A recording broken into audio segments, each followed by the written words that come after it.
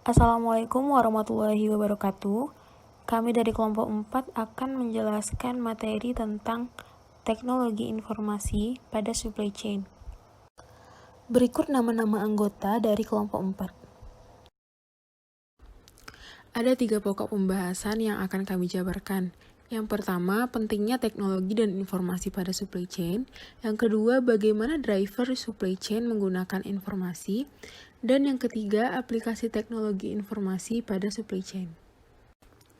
Pertama, kita akan membahas pentingnya teknologi informasi pada supply chain. Informasi.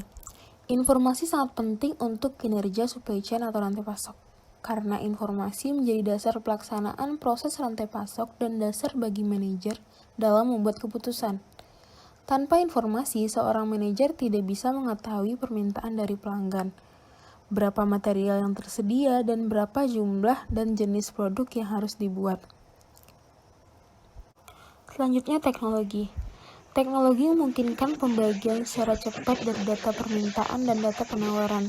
Dengan membagi informasi di seluruh supply chain manajemen ke konsumen akhir, kita bisa membuat sebuah rantai permintaan dan diarahkan pada penyediaan nilai konsumen yang lebih.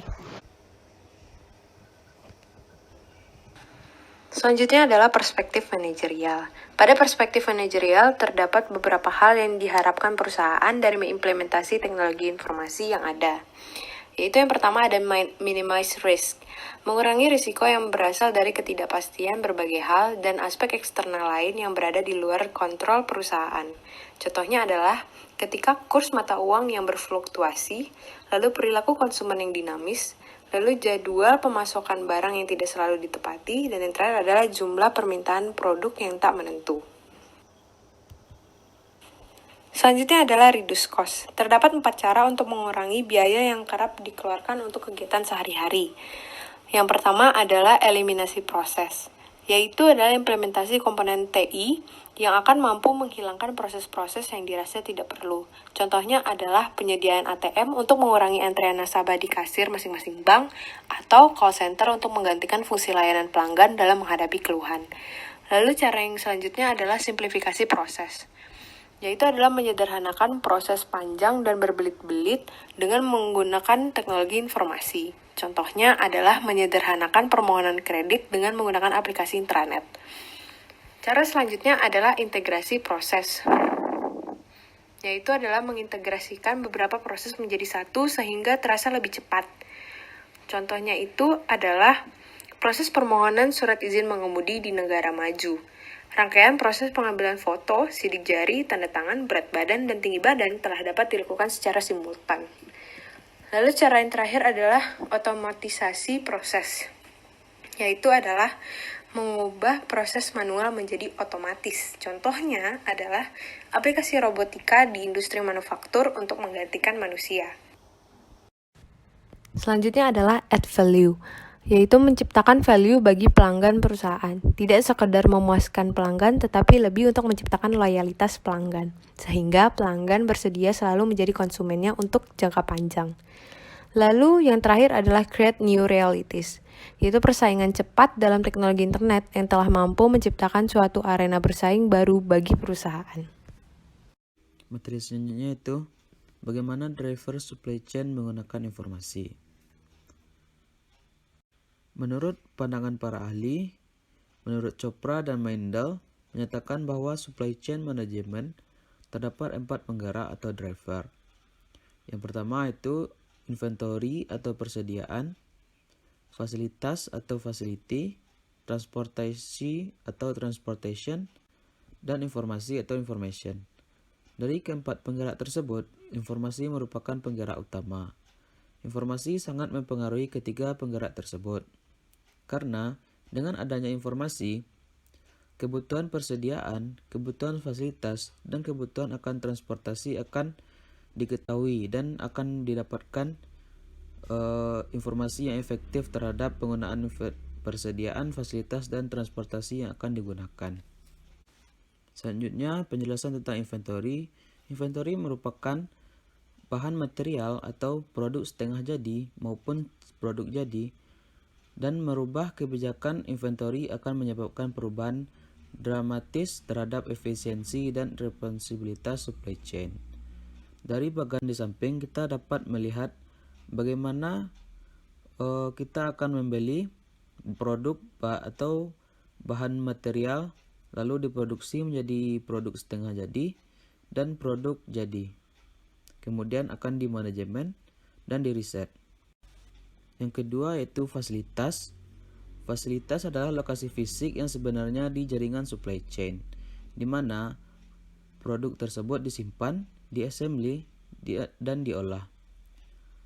Peran fasilitas di dalam supply chain adalah sebagai tempat terjadinya supply chain, tempat di mana atau kemana inventory akan diangkut. Dalam fasilitas inventory ditransformasikan atau disimpan di dalam gudang. Dari bagian di samping, kita lihat dari bagian di samping yaitu setelah diproduksi maka produk akan di stok atau disimpan maupun akan didistribusikan. Yang ketiga yaitu transportasi, yaitu perpindahan barang dari suatu titik awal ke titik selanjutnya.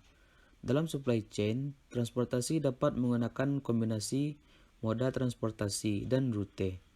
Moda transportasi yaitu terdiri dari 3. Yang pertama itu moda transportasi darat, yang kedua itu moda transportasi laut, dan ketiga itu moda transportasi udara. Serta terdapat rute kombinasi daripada ketiga moda transportasi tersebut. Suatu pilihan transportasi dalam supply chain dapat menimbulkan dampak pada efisiensi dan responsiveness pada supply chain. Di mana kita tahu penggunaan transportasi udara lebih mahal daripada moda transportasi lainnya.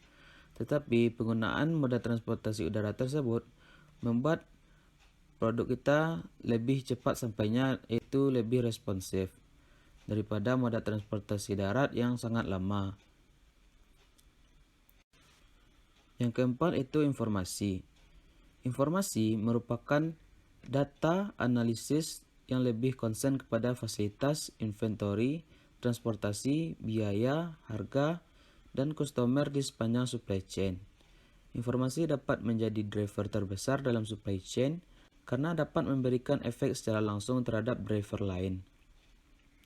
Di mana kita tahu, dalam menggunakan informasi tersebut, kita akan mengetahui bagaimana kebutuhan persediaan, kebutuhan inventory kita, apakah sudah melebihi stok atau kurang stok. Yang kedua itu dari mana kita akan melihat fasilitas gudang. Yang ketiga, kita harus mengetahui informasi terhadap rute atau moda transportasi apa yang harus kita gunakan. Dan dengan hadirnya manajemen informasi ini dapat menjadi kesempatan untuk membuat supply chain lebih efisien dan lebih responsif lagi. Terlihat dari bagian di samping, dengan adanya informasi maka akan terlihat jelas semua informasi yang akan digunakan. Selanjutnya kita akan membahas aplikasi teknologi informasi yang ada pada supply chain. Yang pertama kita akan bahas tentang Salesforce Automation atau SFA. Mekanisme kerja aplikasi SFA. Aplikasi ini dikembangkan berbasis cloud yang terhubung dengan back office perusahaan, sehingga salesman dan unit kerja terkait selalu terhubung kapan saja dan di mana saja secara real time. Dengan aplikasi SFA yang terintegrasi salesman dapat mengakses data produk, cek harga, melakukan pencatatan, melakukan kunjungan sesuai jadwal, penagihan, mengetahui dengan jelas target yang sudah tercapai, dan dokumentasi pekerjaan. Jadi secara garis besar, SFA ini dapat membantu pekerjaan salesman dalam mengatur supply chain. Berikut adalah fitur-fitur dari Salesforce Automation atau SFA. Bisa dilihat di slide. Berikut adalah manfaat dari SFA. Kurang lebih secara garis besar manfaatnya berkaitan dengan stok, otomasi order, dan berhubungan dengan salesman dan customer. Yang kedua adalah ERP atau Enterprise Resource Planning. Sistem ERP terintegrasi yang secara umum digunakan oleh perusahaan-perusahaan besar untuk mendukung perencanaan dan pengendalian stok dan permintaan.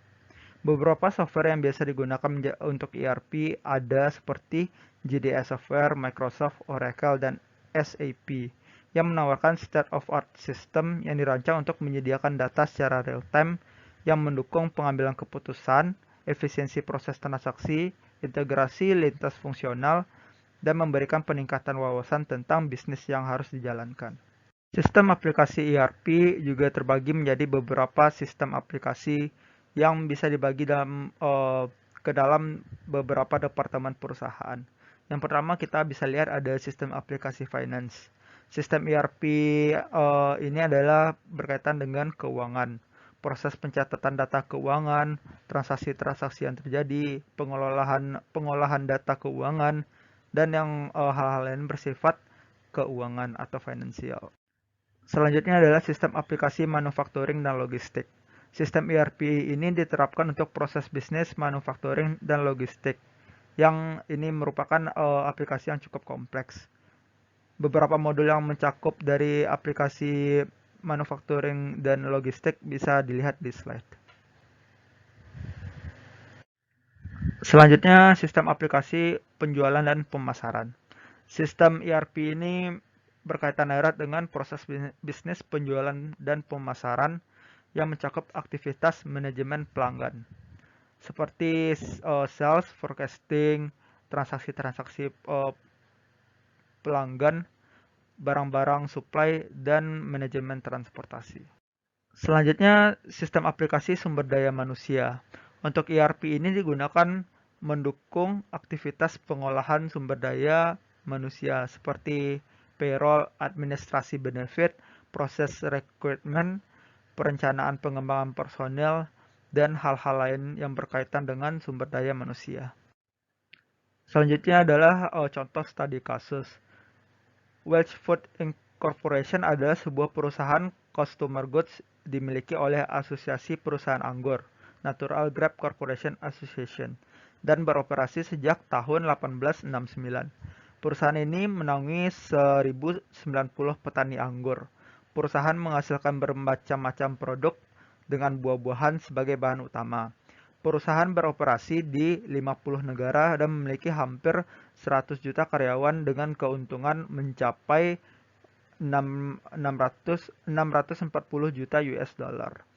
Perusahaan menggunakan jasa Fujitsu Consulting dalam proses aplikasi Oracle SCM application.